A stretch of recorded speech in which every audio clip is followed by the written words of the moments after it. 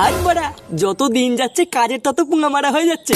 চারিপাশে এত খোঁজার পরেও একটা মনের মতন কাজ পাচ্ছি না। এইভাবে কি ভবিষ্যতে বাল করে দাঁড়াবো নাকি? আচ্ছা পল্টুদা, আমরা যদি সবাই মিলে একটা ব্যবসা খুলি তাহলে কেমন হয়? লেওরা ব্যবসাটার নাম রাখবো আমরা কজন। তা কিসের ব্যবসা করবি শুনি? দেহ ব্যবসা? এমা চিচি পল্টুদা, দেহ ব্যবসা কেন করবো? আমি তো অন্য যে কোনো ব্যবসার কথা বলছিলাম। তার জন্য না পুঁজি লাগে, পুঁজি। সেটা কি ভোদা আছে? লেওরা চুদা মানে একটা কাজ করব, কিন্তু কি কাজ করবো ভোদা সেটাও মাথায় আসছে না। কিন্তু কিছু টাকা নিয়ে যে একটা ব্যবসা খুলবো, ভোদার বাল সেই টাকাটাও নেই। তা এইভাবে কি জীবনে বাল করবো নাকি? তোরা এখানে কি বাল করছিস? বালার বালগুলো বাড়িতে গিয়ে তোদের কোনো কাজ নেই নাকি? গায়ে মারি গুলো সারাদিন এখানে বসে বসে শুধু বাল ছেড়ে। যা যা বাড়ি যা, বাড়া আমি একটু শোবো। কিরে পল্টু, বাড়া আমরা এদিকে সবাই ভবিষ্যতে চিন্তা করে মরে যাচ্ছি, আর এই চুদির ভাইটা তো দেখছি দিব্যি সেটা পুরো মাল খেয়ে ঘুরে বেড়াচ্ছে। লেওরার বাল, আমিও তো তাই দেখছি। কিরে বা, তোরা কি গেলি নাকি? নাকি সেটাই বোতল ভরে দেবো? পল্টুদা, আমার মনে হচ্ছে আমাদের এখন বাড়ি চলে যাওয়াই ভালো, বুঝলা? না হলে মাথা চুদের কথা বলা যায় না, যদি বোতল টোতল গায়ে ছুড়ে মারে। হ্যাঁ রে পল্টু, আমরা এখন বাড়ি যাই, চল। হ্যাঁ, ওটাই বরং ভালো হবে। এদের চল চল।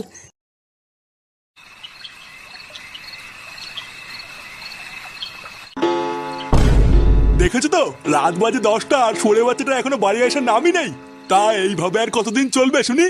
লেওরা বাড়ির ছেলেরা একটু বয়স হলে বুঝতে শেখে, আর এই শান্তির ছেলেটা যত বয়স হচ্ছে তত আমার হাড় মাংস জ্বালিয়ে খাচ্ছে। এই সব কিছু হচ্ছে তোমার জন্য, বুঝলে তো? তোমার আজকে পেঁপে আজকে এতবার বেড়েছে। এই দেখো, একদম উল্টো পাল্টা কথা বলবে না কিন্তু। তুমি বা কেমন বাপ হয়েছো, ছেলেকে একটু শাসন করতে পারো না? সবসময় আমার নামে দোষ দাও কেন? নিজের মারানোর ক্ষমতা নেই, শুধু আমার নামেই দোষ। কি হয়েছে, কিছু বললে? না না, তোমাকে আর কি বলবো। ফুটো কখন বাড়িতে আসবে সে অপেক্ষায় বসে না থেকে চলো, অনেক রাত হয়ে গেছে, খেয়ে নেবে। খাবো তো, ওই চুদির ভাইটা একবার বাড়িতে আসুক, ওর সেটা ভেঙে তারপরে খাবো।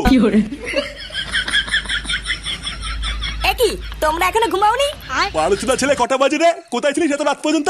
কোথায় আর যাবো, ক্লাবেই বসেছিলাম।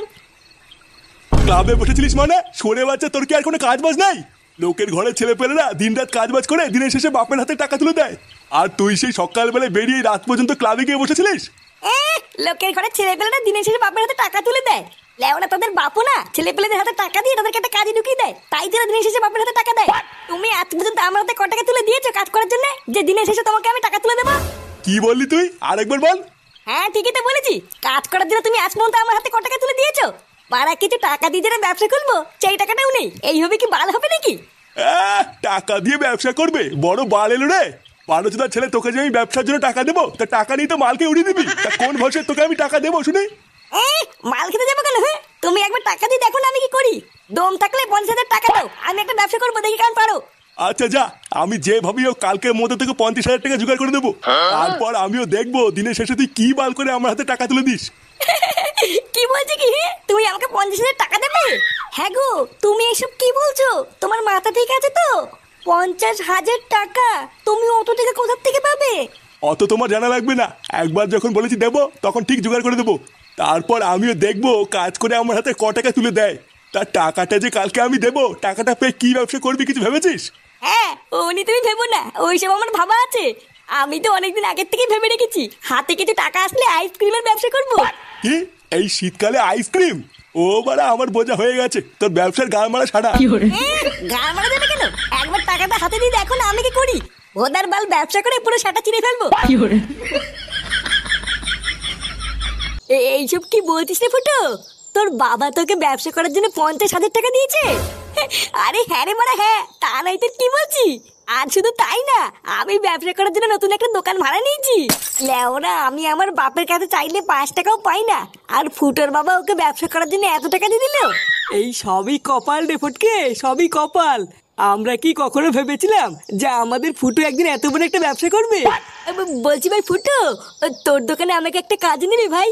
তুই তো খুব ভালো করে জানিস আমার ফ্যামিলির কি অবস্থা, আমার একটা কাজের কতটা দরকার।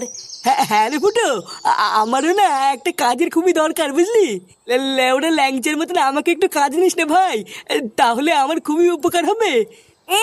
ভোদার বালগুলো, তোরা সব ফুটোর সাথে কাজে ঢুকে যাবি আর আমি একা একা বসে বসে মাছ ছিড়বো? ফুটো, পল্টু আর ল্যাংচার মতন আমিও কিন্তু তোর সাথে কাজ করবো। আরে লেউড়ে, হ্যাঁ রে মোড়া হ্যাঁ, চোদনাগুলো তোরাও তো চাপ নিতিস কেন? আমরা সবাই একসাথেই কাজ করবো। নে নে, বেশি মারি সময় নষ্ট না করে তাতেই চল। লেওরা ওইদিকে তো আজকে আবার দোকান উদ্বোধন করতে হবে। কি বলছিস রে ফুটো, আজকেই তো দোকান উদ্বোধন হবে? হ্যাঁ রে লেওরা, তা নাই তোর কি বলছি, তাড়াতাড়ি চল। দোকান উদ্বোধনের পরে তোদের জন্য মালও এনেছি, আর সাথে প্রচুর বাজিও এনেছি। মাল খাবার বাজি ফাটাবো। আরে চোদন ফুটো, এ তো শুনে মনে হচ্ছে বিশাল আয়োজন। হ্যাঁ রে মানে হ্যাঁ, চল চল চল।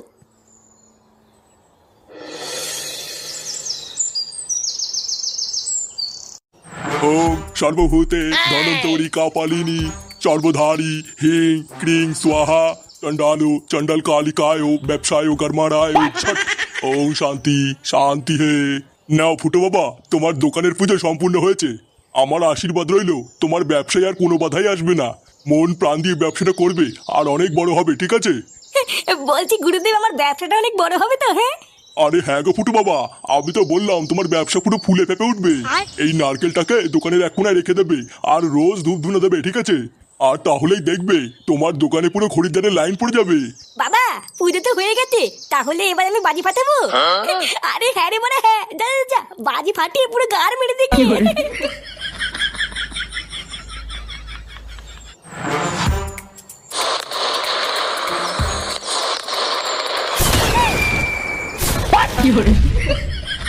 खत्म।